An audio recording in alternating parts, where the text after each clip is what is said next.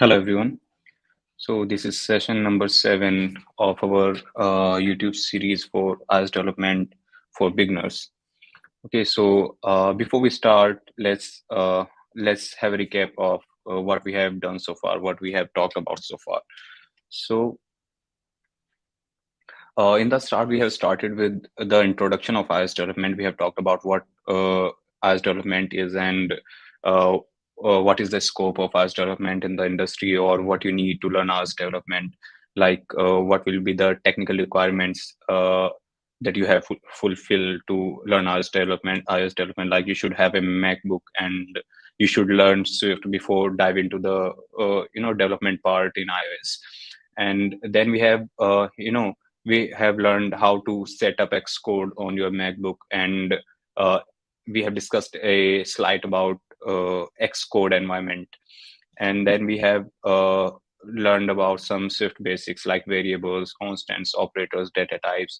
And we have talked about control flow in Swift, like if-else statements, switch statements, and loops.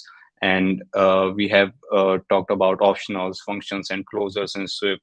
And in our last session, we have discussed about structures and classes and properties in Swift.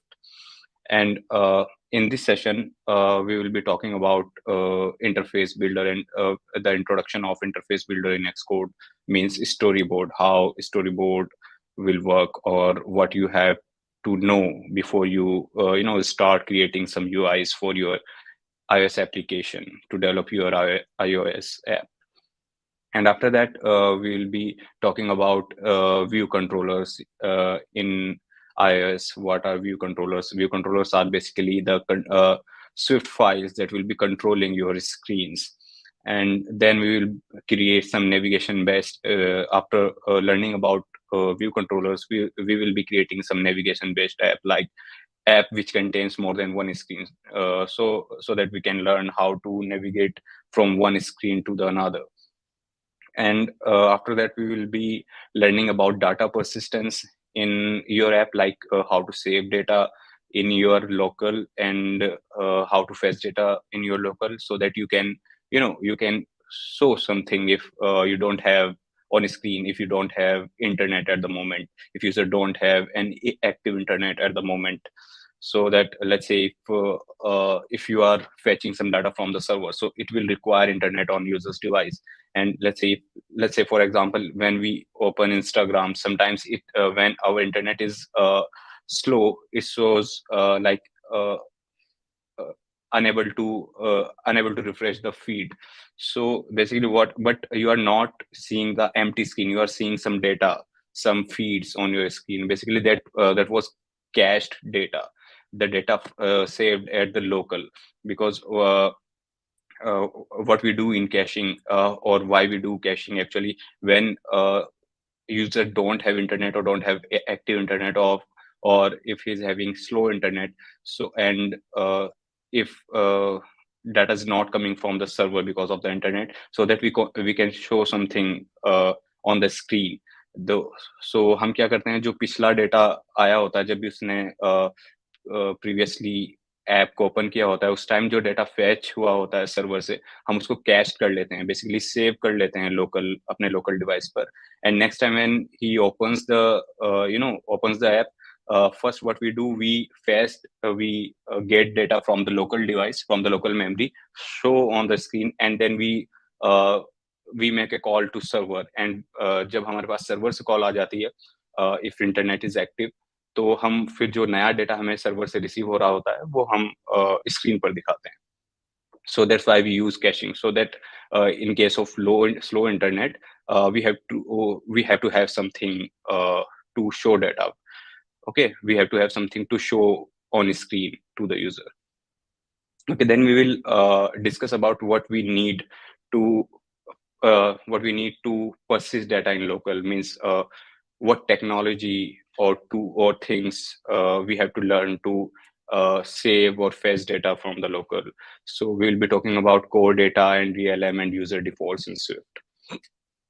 And after learning basic UI elements and data persistence, we will be talking about some some bigger elements, UI elements in Swift in Storyboard, like table views and collection views. We use table views to create list in Swift, and we use views to create grids in Storyboard. And then we will be making HTTP requests to the server to fetch data. We like I've told you, like we have to make some API calls to server to fetch data from the server. So हम बात करेंगे कि वो हम कैसे integrate करते हैं Swift में, how to make HTTP request, right, to get data from the server, or to post something on the server, or to delete something, or to update something on the server. And after that, we will be talking about parsing JSON data. Like when we fetched something from the server, the data that we are receiving is in JSON format. तो हमें उसे अपने local data models में convert करना होता है, तो उसको हम पार्सिंग कहते हैं. So how we do parsing, we will talk about it in that session, and how we will take some example. We will call some APIs, fetch some data, and we will pass that data in our local models that we will be creating in our Swift code. And at last, we'll be talking about how to prepare your app to release, or to send your app to app review to the Apple. Because after creating some app, you want to have your app published on the App Store. But to do that, you should learn how to do that. And to do that, you should learn how to play with App Store Connect. App Store Connect basically a tool provided by Apple, through which you can send your app to app review to the Apple, and then you can publish your app to the App Store. So that will be the content of our series. When we'll be going forward, we'll be talking about all these things. But before we go to Storyboard, introduction of the Storyboard, let's pick up where we have left in our last session. So let me share my screen.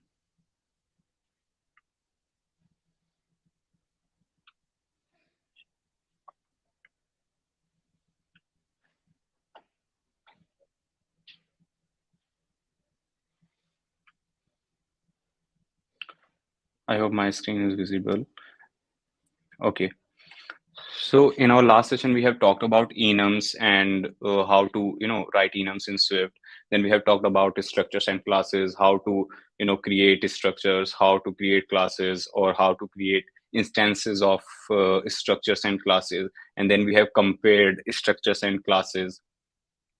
We have talked about like value types and reference type, and we have discussed value type and reference type with some instance examples.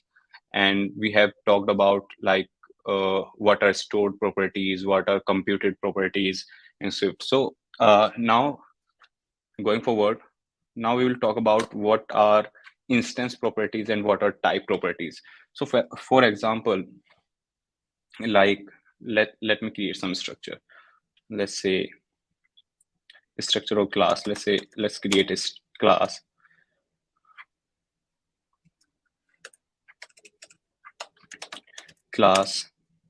Let's say some class, and let's say it's have a property let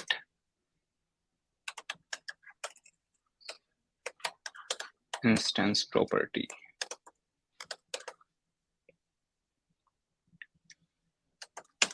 Let's say int 0.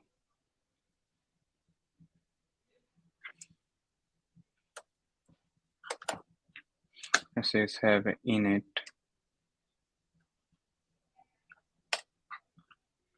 Okay. Now, if I want to access the property instance property, so how would I do that?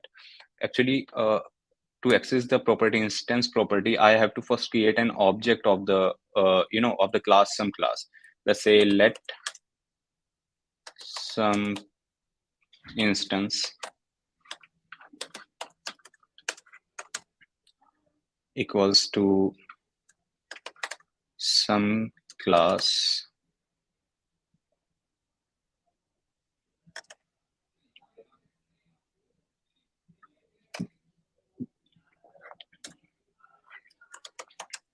now let's print some instance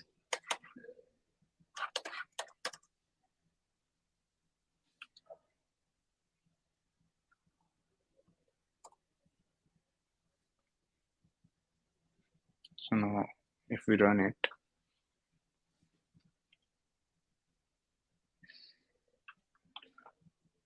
some class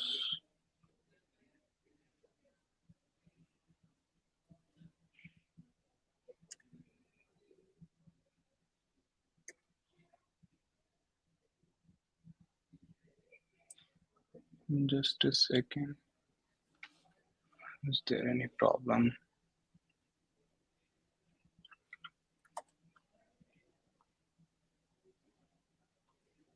Okay,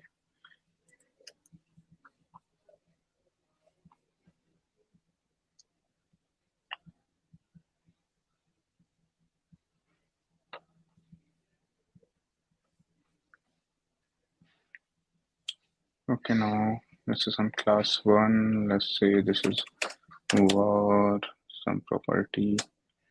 Let's say I'm receiving initial value in the initializer, let's say 1, and self dot instance property equals to initial value.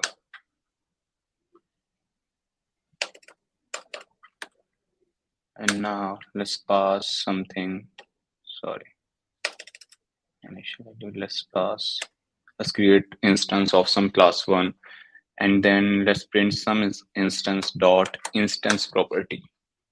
And now if you print that, you will see it is printing 1. So to access the property, or to let's modify some instance dot instance property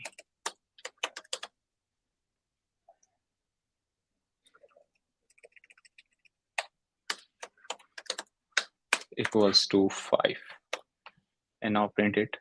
You'll see it will print 5 here. So to access or to modify the instance property of some class, of this class, some class 1, what we have to do,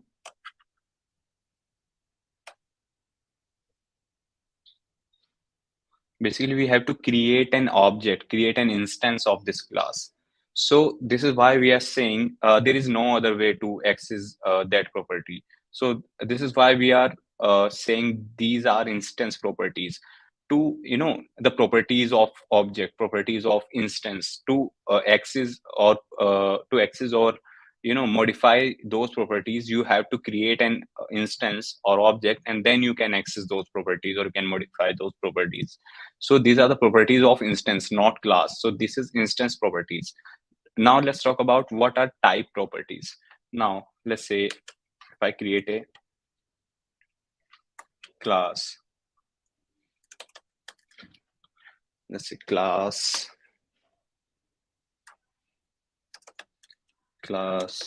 type.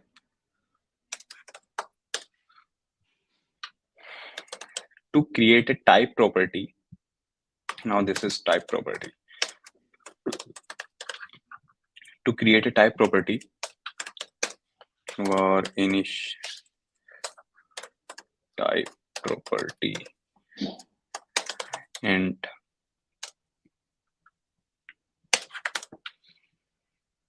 let's say 0.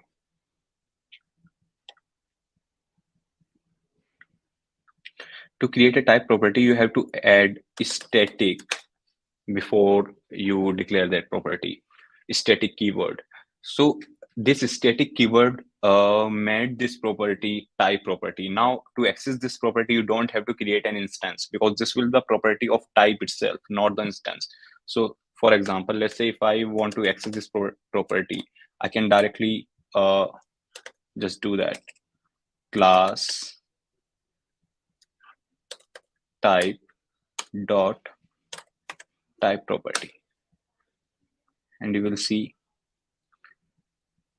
it will print 0 because this is a type property, so that so you don't have to create any instance or any object of the class to access this property or to modify this property. We can modify it as well. Let's say class type dot type property equals to, let's say, 10.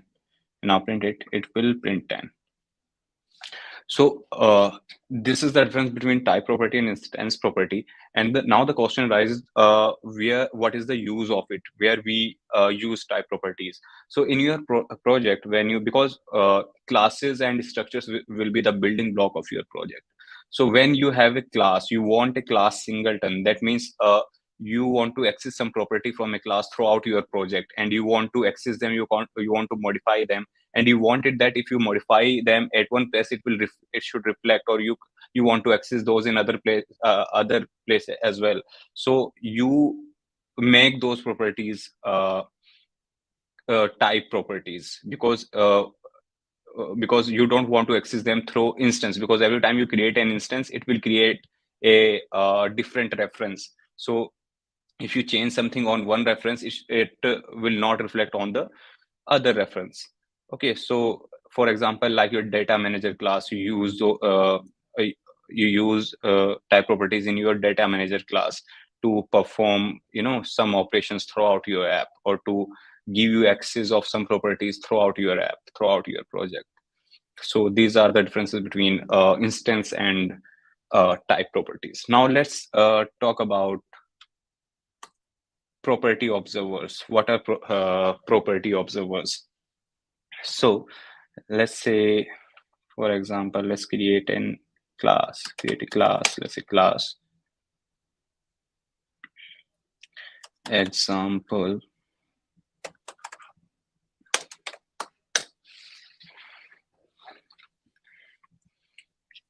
and let's say I have a property for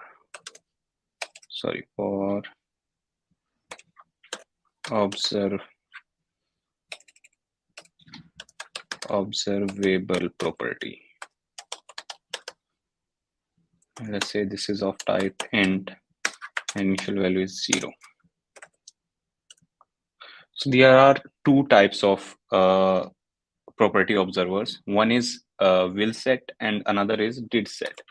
So if I call will set here, you will see, let's say, print this property is to be changed, and let's say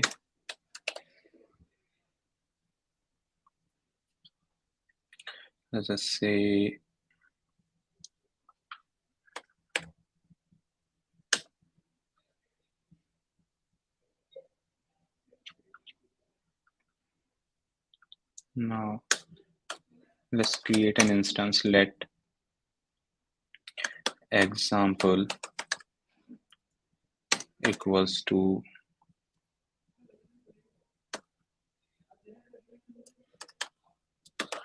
example, and now let's modify the value example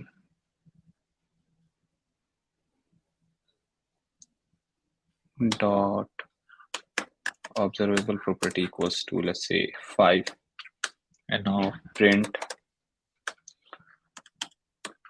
example dot observable property. So if I print it, you will see, or let's just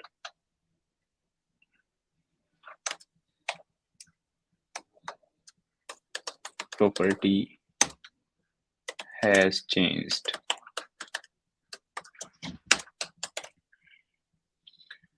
And let's say example dot observable property. And now if I print it, we'll see first before changing this it is running will set, because will set is the property observer that will observe that will observe this property before the change, even before the when you are going to change the value of this property, it will catch it here in will set. And what we have done, we have created an instance, and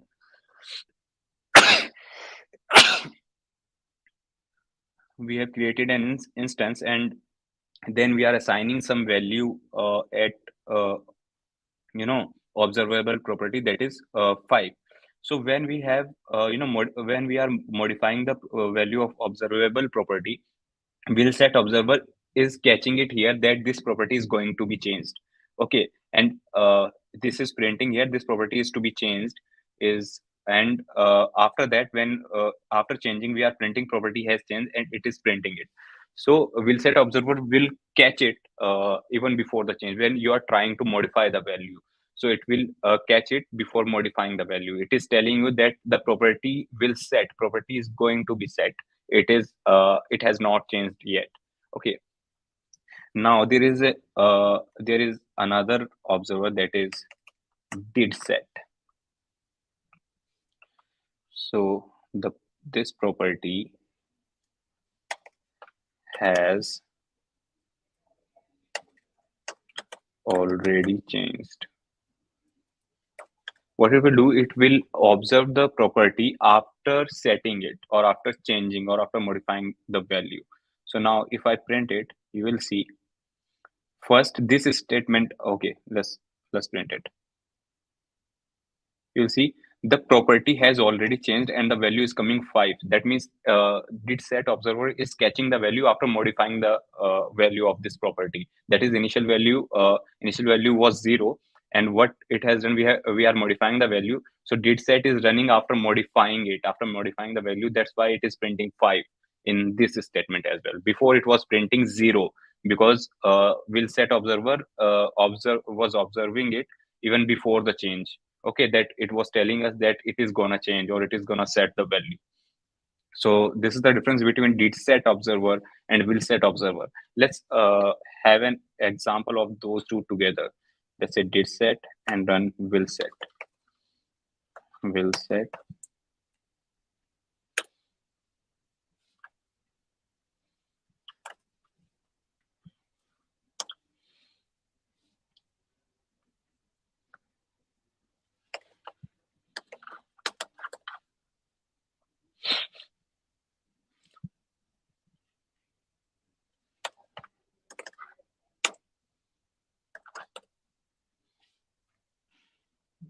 Just remove it and let's print it. You'll see this property will set 0, this property did set 0. Will set observer is running before the did set. Let's remove it from here and write it below it, and now run it. And you'll see will set observer is running before the did set. Doesn't matter where you write it. If you write did set first, doesn't matter. Will set observer will always run first before the did set observer. So it is telling the property will set, and the value of the property, that is initial value of the property, that is 0. And did set observer printing this property did set, and it is printing the updated value of the property. Okay, so this is it for property observers. Now let's move on to our introduction to interface builder and storyboard. Let me share the Xcode first.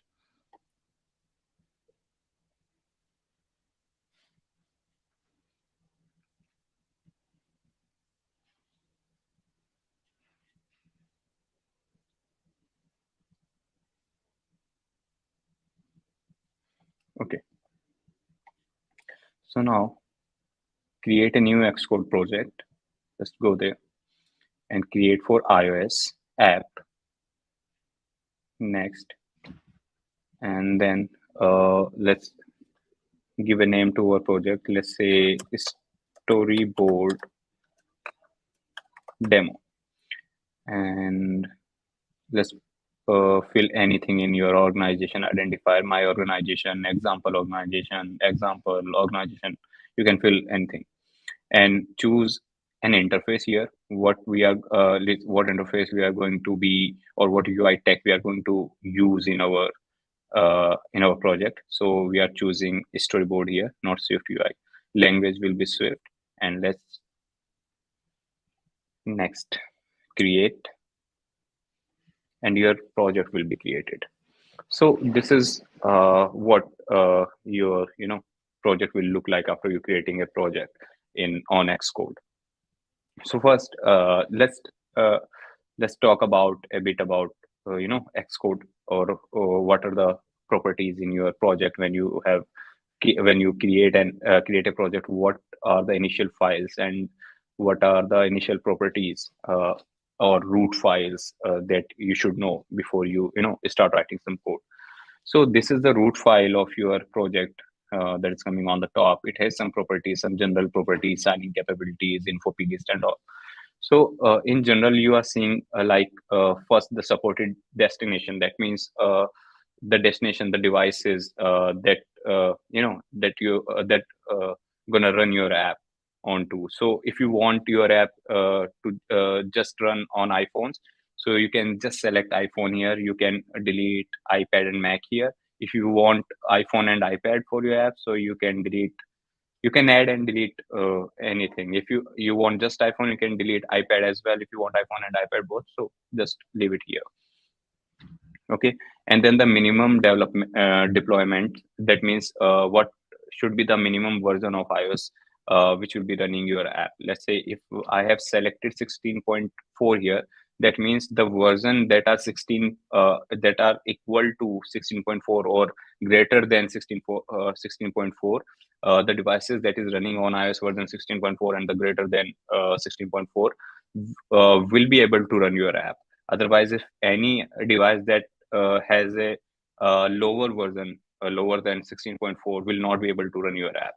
Your app will not run on those devices. So you can select it from here. Let's say I want to put 16.0 or 15.0 or anything.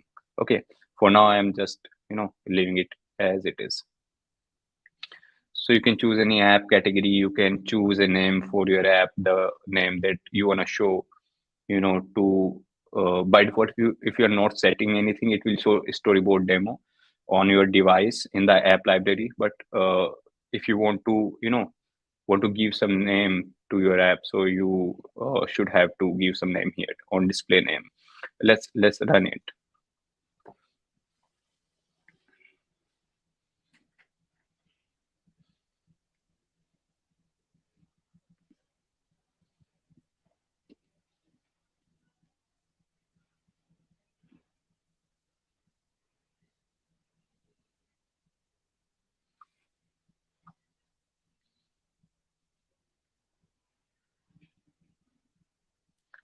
So sorry, I didn't shared my screen.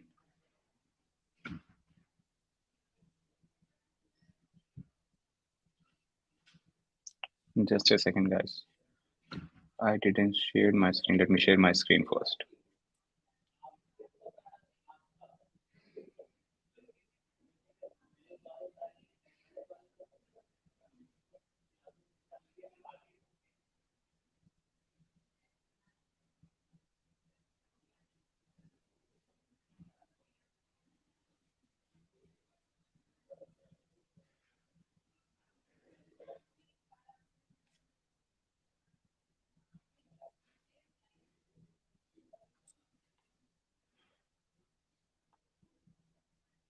Okay, we were here on the root on the root file of our project. So we were talking about the identity section in our app or in our Xcode.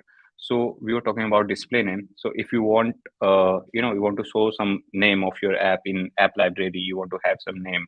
So you can put it here. If you leave it as it is empty, so it will show storyboard demo there. So let's run app, and you will see.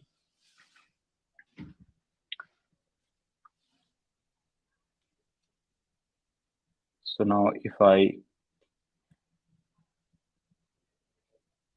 kill the app,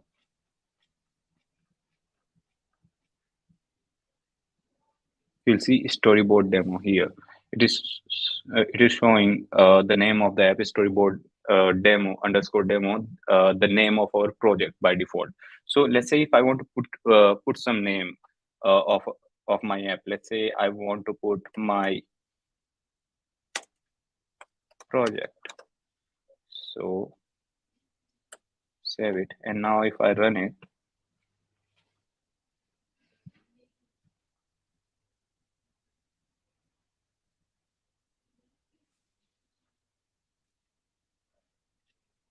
you'll see my project. Now it is showing my project.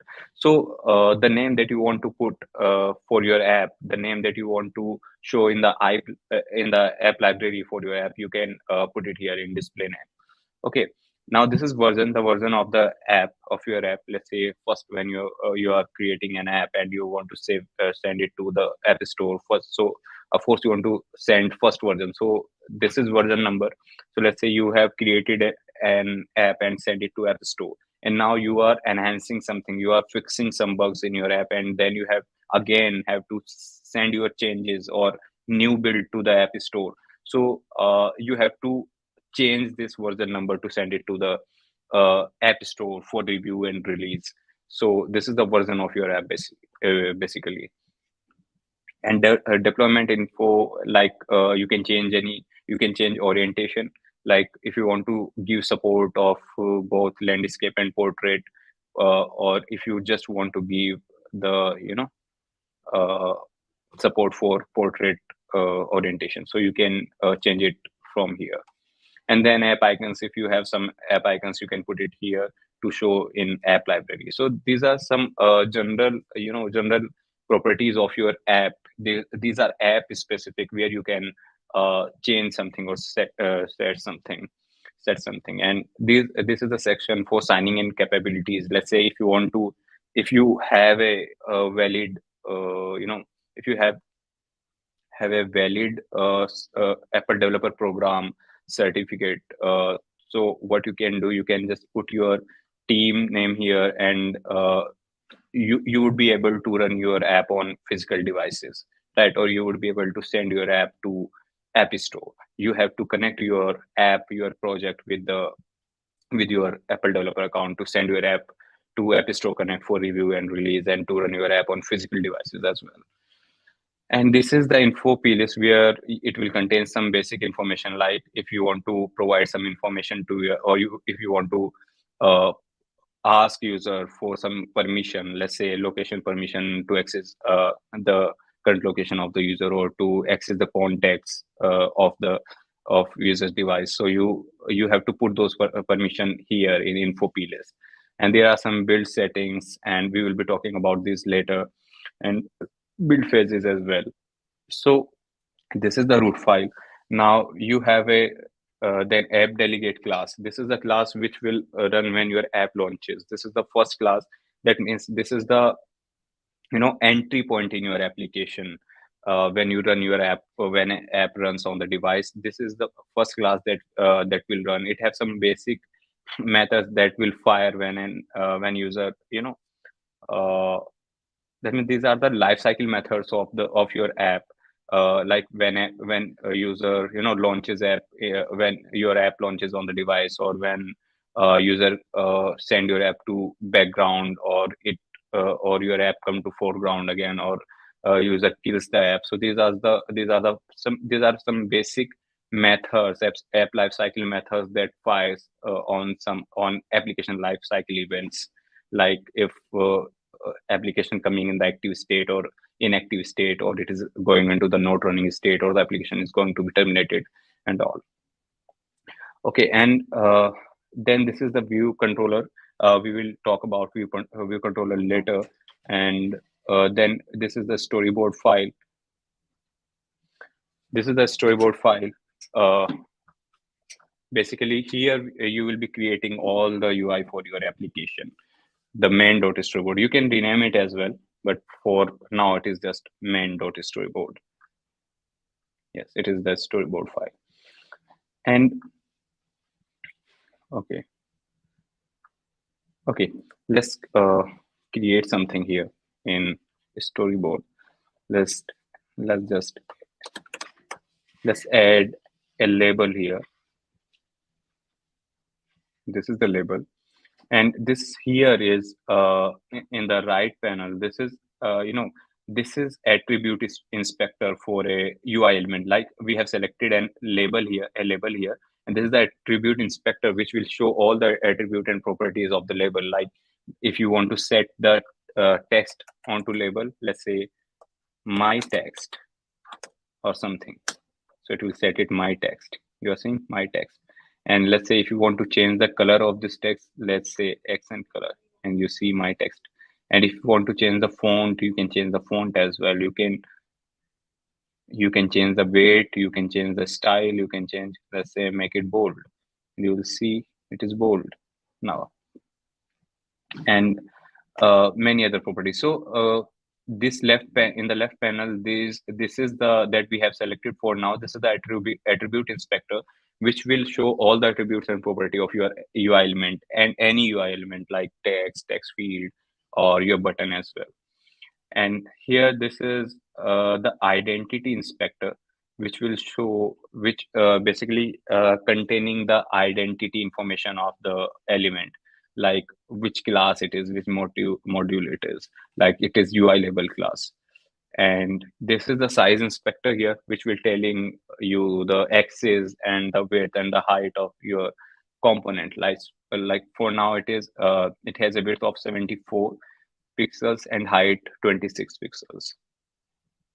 So this is the the basic of is of your storyboard. Let's say there is one more thing here. So this is basically will show how many view controllers you have here. Here for now we have only just one screen, so it is showing just one view controller. And in the if you go into the view controller, this view here is the is the parent view of your screen, and inside it you will see we have a my text. We have a label here, my naming named my text. So let's create something. Okay, let's change it to login, and let's make it its color to dark, and font let's make it 24. Let's make its alignment center, and okay, that's it. Let's give it some constraint as well, like the the left margin, the right margin, the top margin. So to give the constraint of an element, what you have to do first, you have to select that element, and then you have to go into the constraint here, the constraint icon, add new constraint, and it will show like you can see it is 175 from the top of the screen, safe area of the screen. So let's say let's just put 100 here, 100, and it is having 175 from the you know from the left side and 156 from the right side.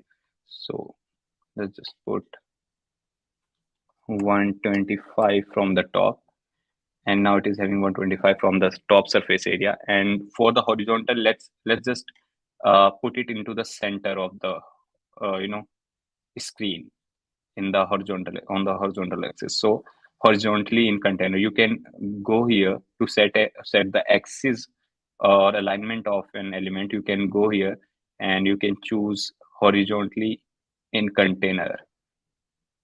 Okay, sorry, let's first select it, go to alignment and horizontally in container, and you will see this is in the horizontally, this is in the center of the screen now. So if now we run it, you will see a login label here. So this is your text, and this is how you can set some constraint, some constraint to your label or anything. And now if you go here, you can view controller icon and you can select it, and then you go to identity inspector.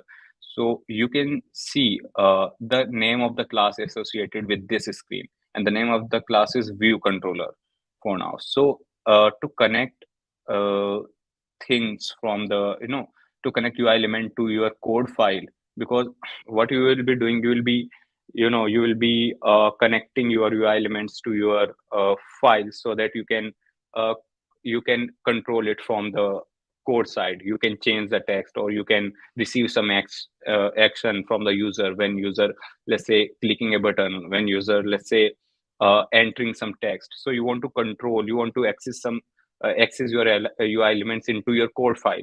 So you have, for that you have to make reference of your UI elements in your Swift file. So associated file to this screen is view controller. And when we go to the view controller, let's say, uh, or you can just create it like, go to here and assistant, select assistant, and it will open the Swift file associated with this screen. And you can just control and left click on it and drag here like it is. And connection will be outlet, and name will be, let's say, login label, and type UI label, yes, and connect. And then you will see you are seeing the reference of your login label here now. And now, if what I can do, let's say, after loading the screen, I want to change this text to something else. Let's say login label dot label has a property text, and you can set it anything like not login. Yeah, let's say don't login for now. So what we are doing, we are changing it from the from the Swift file, from Swift class. We are controlling our UI from our Swift class. So let's deselect it. So we have set, we had set it login, and now if I run it, let's run it. You will see when screen is loading, it is changing its text to don't login for now. So this is how you can create outlet properties for your for your UI elements, so that you can control or you can access those properties in your Swift file, in your view controller class. So let's carry it forward, and for now let's remove it. Let's add some other elements too in this file. Let's add a text field. Text field basically is a UI element through which you can receive some entry from the user, some entry text where user can fill some information. So let's say you can drag this by left clicking on it. Let's give it some constraint, select it, and let's give it some constraint. From the right, let's give it 20. From the left, let's give it 20. And from the top is, you can select it here where what किसके respect में आप इसको margin देना चाहते हो. Like let's say I want to give some margin with respect to safe area. I want to give some margin with respect to the view. I want to give some margin with respect to the login label. So let's choose login label. So the top of this text field will be 29 pixels away from the login label. So let's change it to 20. Or let's change it to 40. See, we have applied 3 constraints to it, left, right, and top. Okay, and now if we go to the attribute inspector of this text field, you can show the properties like text is empty. You can set any placeholder to your text field. Let's say email. Like, see, like you have to insert some email here, your email here. And you can again, it will be having some properties. You can set any properties from here, like background color, or if you want to put secured entry, or if you want to change, if you want to disable it, like after some entry, after some number of characters, you want to disable the text field, so that you can so that user cannot fill beyond, or you can set the alignment as well. See, if I'm setting it just in the center, so it is coming to the center placeholder. You can change the font as well. So let's put it 16 for now. Okay. Now let's create another text field.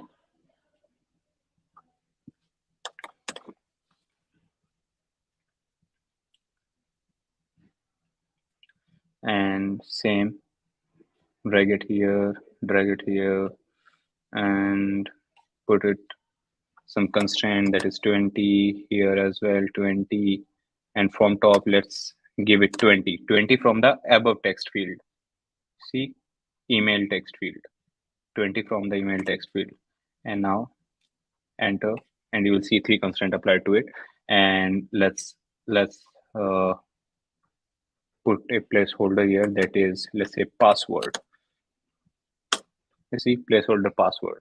Now if I run it,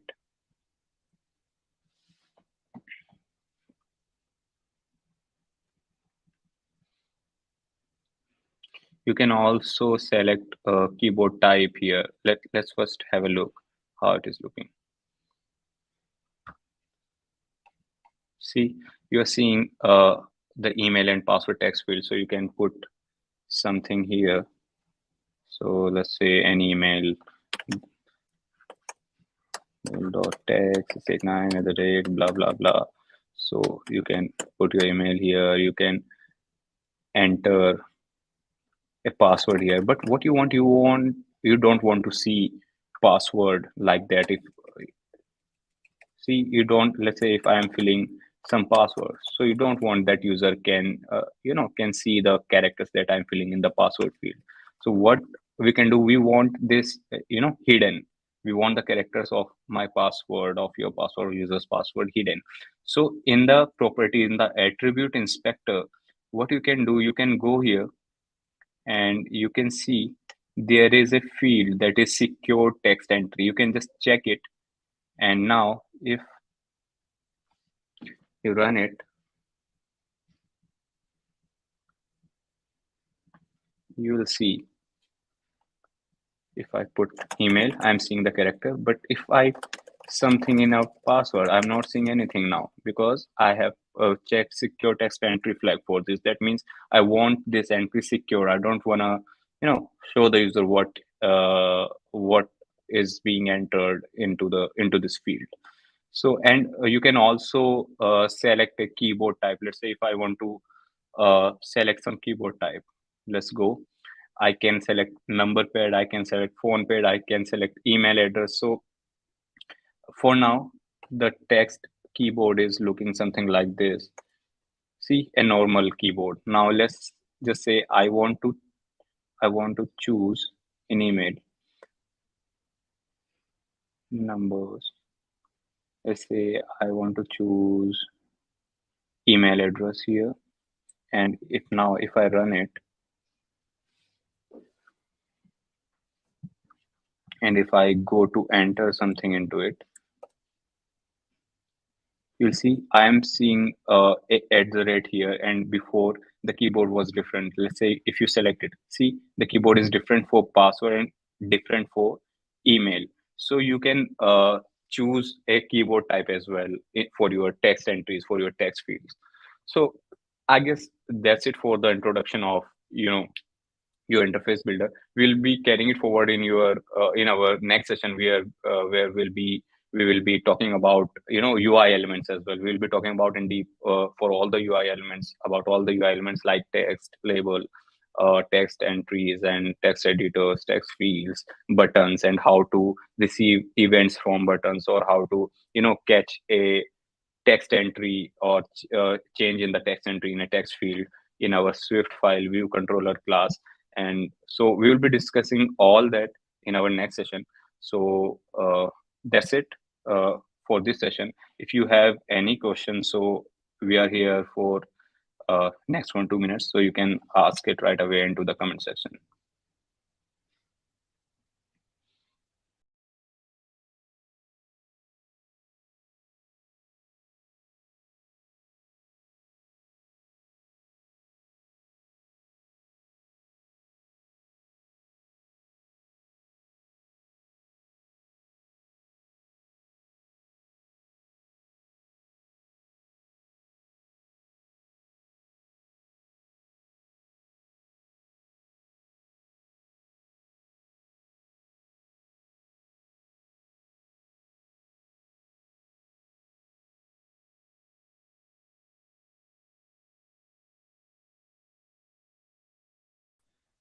I guess that's it. We are not having any question in our comment box. So bye for now. Bye for now. Let's meet in our next session.